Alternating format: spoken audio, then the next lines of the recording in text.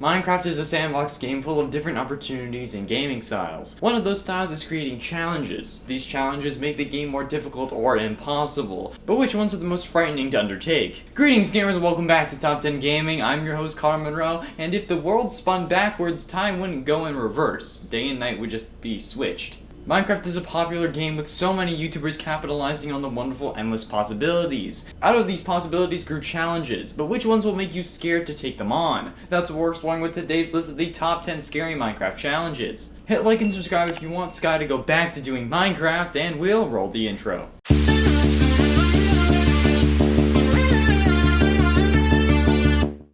In a 10 Death Swap. Death Swap is a player-only challenge, meaning that the challenge comes from your interactions with another player. Death Swap comes to us from the YouTube channel Dream, and his videos, to be totally honest and transparent here, are what inspired this list, and he has like 7 out of 10 of these slots. But don't worry, I'll explain them all to you the best that I can. In Death Swap, your objective is simple: kill the other player. However, you can't do it via punching or shoving an axe through their skull like you normally would. Instead, you need to do it by causing them environmental damage. How do you do this? Well, you and the other player will switch locations every 5 minutes, meaning that you have 5 minutes to prepare your trap and also 5 minutes to prepare for the other player's trap. This could be done with just a really tall tower the player jumps off of, or standing over an endless abyss of lava in the nether, or hell, just a really deep hole with water or gravel. But either way, you gotta make the other one die without touching them. These videos get so intense and they're so clever with both their traps and their escapes. And oh man, that one point, that golden apple, so clutch. In a 9, the world is controlled by a player. Yet another challenge from Dream: the world is controlled by a player pits him up against his sentient world, where his friend is able to control monsters, despawn trees, make water disappear, and even make all kinds of blocks have temporary gravity. Honestly, I'd prefer the whole water to wine thing, but oh well. This whole challenge is actually insane, and it's impossible to think that he did it so well. Like, I know I'm good at Minecraft, but I'm not this good. This guy had to literally deal with the ceiling collapsing in on him on the nether while he tried to speedrun the game. The only reason he ended up losing is because his friend literally took over the Ender Dragon. It's 100% ridiculous, and if you haven't watched him or his channel but love Minecraft, I highly suggest you do so, after this video though. And at 8, everywhere we look explodes. Imagine you look at a block and it blows up in your face. Yeah, welcome to Hell's Kitchen. The only way that this would be possible is just by stumbling onto the stronghold and not actually finding it the normal way. This has got to be one of the worst challenges that Dream has done, and he's done some doozies. Not because it's bad content, oh god, trust me, he's funnier than me for sure, but just even the thought of this challenge is insane. The only way to dig is with explosions, the only way to mine is with explosions. Plus, these explosions hurt you, so if you're not paying attention and you smack your head on a wall, you get blown up instantly and have to make your way all the way back.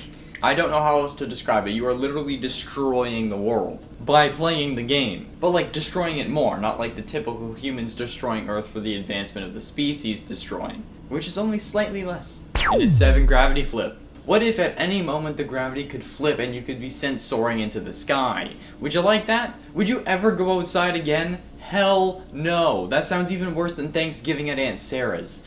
No matter, this challenge obviously had the gravity flipping on Dream and Friends. Told you he was on this list a lot. This would be incredibly horrific in real life to say the least, but I know society would adapt and have like 2 desks for every worker on the roof and then the ground. So like when gravity flips, they could just end up continuing their work. But also the thing is, you don't fall down instantly. You need to stay up there for a while before it randomly drops you back down. One of my intros from a video said that the Earth is really just preventing you from being pulled into a fiery ball of magma that is the Earth's core.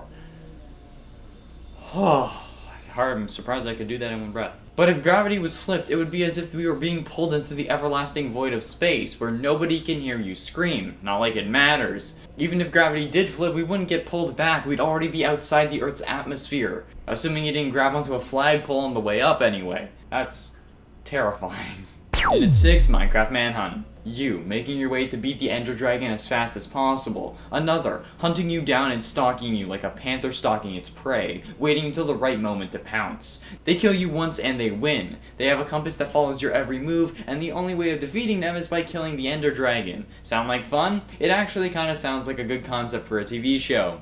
Oh wait, it is! Which brings us to today's sponsor. Just kidding, we didn't get a sponsor. But like, if anyone wants to hit us up, you know. Anyway, Minecraft Manhunt is different than the game we'd play as kids on the playground. You get killed by the hunter, you're done. But if you get killed by anything else, you're fine to try again. No keep inventory, and if you kill the hunter, you get their stuff. Oh yeah, and the hunter has to get their own gear too, which if you're playing against my friends makes the challenge easy as hell. But when you're playing against these Minecraft pros, only gives you like a 10-minute head start to beating the game. It's an incredibly hard challenge, but if you're up for it, then choose your champion. And at 5, hardcore. Now we're going back to the classics, the original Minecraft challenge hardcore mode. You're stuck on the hardest difficulty in the game. You have 1 life, and if you get trapped in a cave with a baby zombie and a spider, you lose 5 years worth of hardcore live streams because you were a dum-dum and thought that you were basically invincible at that point. Which, to be fair, after 5 years, you should basically be invincible. I've done hardcore a few times. Before I was on this channel, I'd stream it. And even on this channel, I did a Minecraft gameplay video as a hardcore challenge. Yeah, that deserves its own number in and of itself, because holy sweet baby Jesus, we need the warm love of Talos in the harsh climate that was that mod pack. But hardcore is good because it's something that everyone can do. You can load the game and try this challenge whenever. You don't need a special Java plugin, and it's not locked behind another paywall, only the paywall of the game itself. But this has got to be one of the most fun but also decently difficult challenges in the game. I have a hardcore world where I was doing fairly well, but one wrong turn down a mine shaft had me face to face with like 6 cave spiders and a couple skeletons with basically broken armor.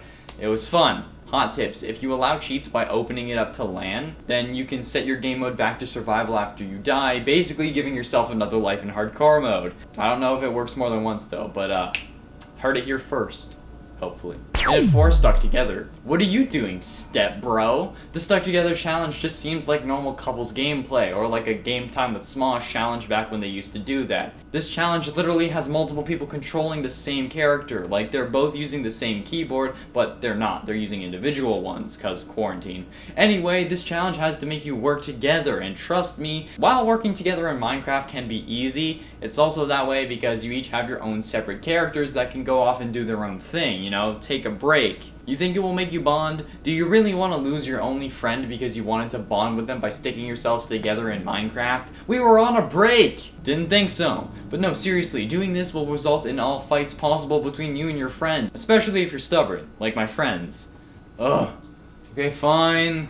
Like me too. And at 3, random sized mobs. 1 creeper is bad enough. 1 supercharged creeper is even worse, and 1 that's the size of PewDiePie's meatball made of dirt is turning myself into the police. The random sized mobs challenge is exactly how it sounds. You could have sheep that are the size of Enderman, or a creeper the size of a chicken, but no matter what, they all end up having their abilities grow as well. Damage outputs and such increase and decrease with size, and so do things like explosion radius. Imagine a 10-block tall creeper. Now that would be like dropping a nuke on your Minecraft world. Or like setting off a red matter bomb because you got it through shipping and receiving, and you needed some copper.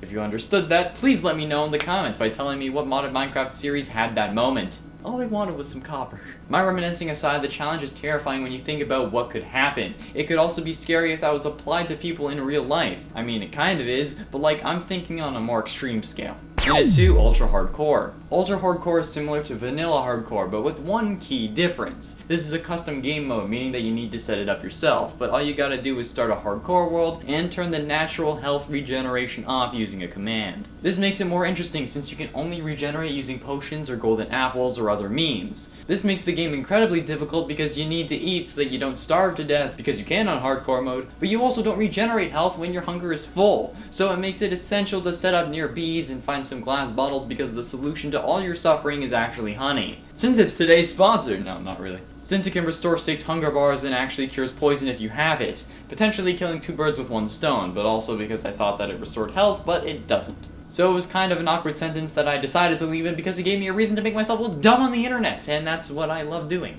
Y'all know I love doing that. Finally, in at number 1, Forever Nightmare.